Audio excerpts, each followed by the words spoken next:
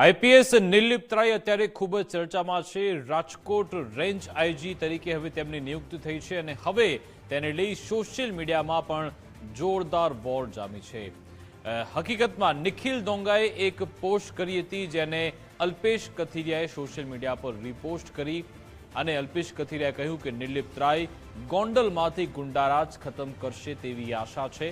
નિર્લિપ્ત રાયની નિમણૂકથી અનેક લોકોમાં ફફડાટ વ્યાપ્યો છે તેવું પણ અલ્પેશ કથિરિયાએ કહ્યું છે।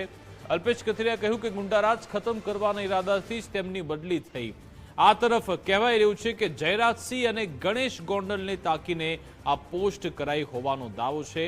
નિર્લિપ્ત રાયની બદલી રોકવા અંગે જયરાજસિંહ સામે જ આક્ષેપ થયા હતા અને આ બધા આક્ષેપની વચ્ચે આજે મીડિયા સમક્ષ જયરાજસિંહ પણ આવ્યા અને તેમણે નિવેદન આપ્યું છે। તેમણે કહ્યું કે મેં જાતે જ ગૃહમંત્રી પાસે નિષ્પક્ષ અધિકારીની માંગ કરી હતી। તેમણે કહ્યું કે ચૂંટણીનો સમય છે એટલે આક્ષેપ પ્રતિ આક્ષેપ થતા રહેતા હોય છે। નિર્લિપ્ત રાય સાહેબની નિમણૂકને હું આવકારું છું તેવું જયરાજસિંહ જાડેજાએ કહ્યું। નિર્લિપ્ત રાયની રાજકોટ રેન્જ આઈજી તરીકે નિયુક્તિ કરવામાં આવી છે। કોણે શું પ્રયાસ કર્યા, કોણ વગદાર છે નથી એ પછીનો પ્રશ્ન હોઈ શકે, પરંતુ એ પ્રયાસથી કંઈ રોકાવાનું હોતું નથી। પ્રયાસ હોવા છતાં પણ એમની નિમણૂક થઈ છે।